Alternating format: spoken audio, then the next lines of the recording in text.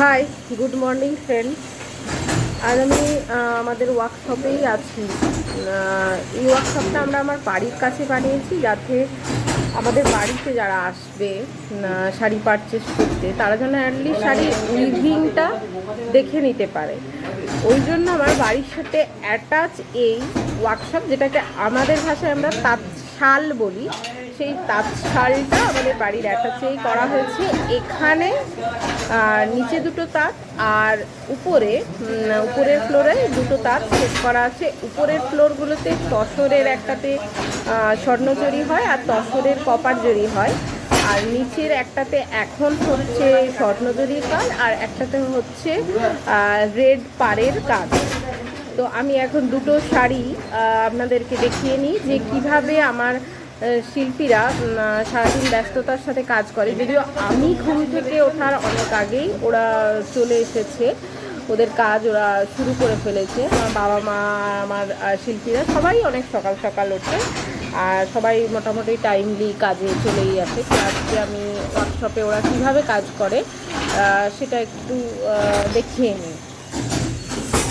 পিছনেই দেখতে পাচ্ছেন এখানে দুজন কাজ করছে আর এদিকে একজন কাজ করছে, একজন ললি দেখাচ্ছে।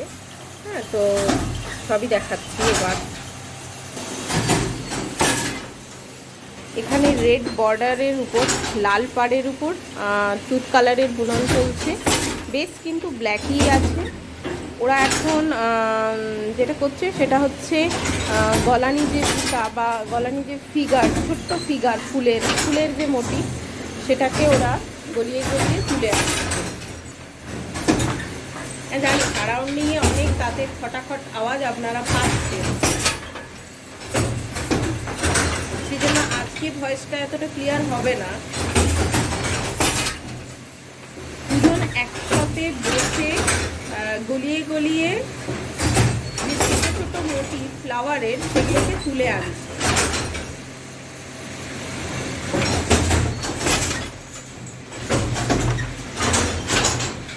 এই পাড়টা থাকছে রেড কালারের উপরে।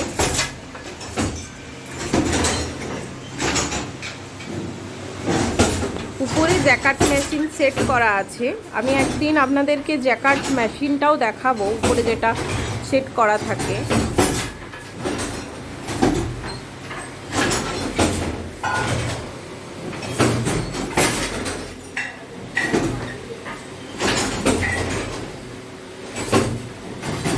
এদিকে এরা দুজন কাজ করছে, এদিকে আবার গোল্ডেন জরির উপরে যে শাড়িটা হচ্ছে তার কাজ করছে এরা দুজন।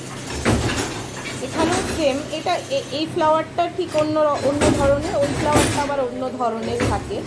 এই ফ্লাওয়ারটা এরা বুনছে, সেটা একটা অন্য সেটের ফ্লাওয়ার। এখানেও এরা 8টা ছোটো ছোটো মাকু ব্যবহার করছে আর একটা বড় মাকু ব্যবহার করছে বেস্টার জন্য। বেসটা যাচ্ছে গ্রিন কালারের উপরে আর পাড়টা থাকছে গোল্ডেন জরি।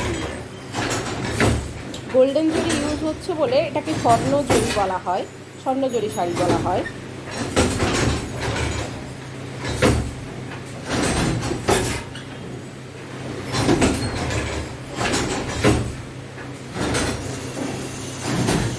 এটার সব তাড়াতাড়ি উপরে জ্যাকার্ট মেশিন সেট হয়েই থাকে।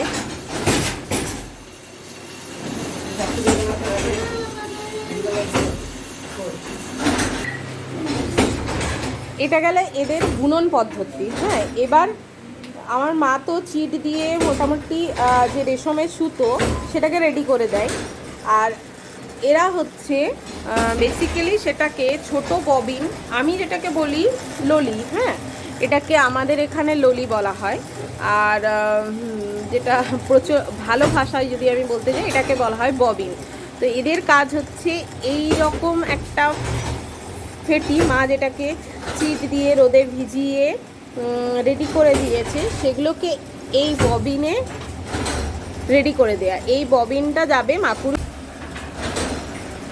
আর এখানে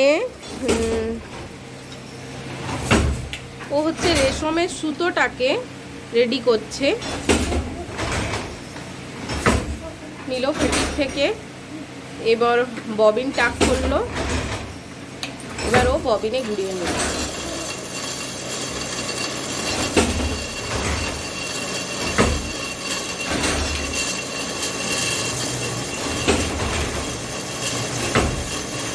মধ্যে এটাই হচ্ছে এখানে যাচ্ছে। এখানে বেস কালারটা যেটা দেখুন বড় মাকুতে যেটা আছে, সেই বেস কালারটা হচ্ছে ওই কালারটাই, যেটা ও ববিনে এখন গুড়িয়ে রেডি করে রাখছে।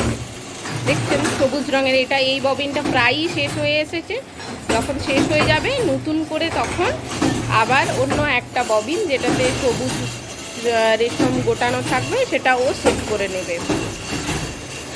এই বুটাটা যখন কমপ্লিট হয়ে যাবে তখন এই ছোট ছোট মাকুগুলো কেটে বাদ দিয়ে দেবে। এখন দেখুন ও নতুন একটা ববিন মাকুতে ভরে নিল।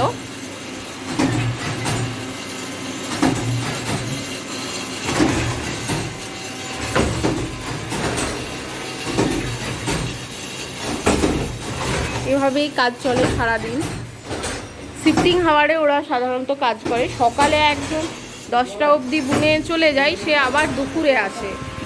আর যারা 10টার থেকে 2টা অবধি বুনে তারা আবার সন্ধ্যের সময়ে আসে। এভাবেই আপনারা আমার সাথে থাকুন, দেখতে থাকুন, চ্যানেল সাবস্ক্রাইব করুন, লাইক কমেন্ট শেয়ার করুন। ধন্যবাদ বন্ধুরা।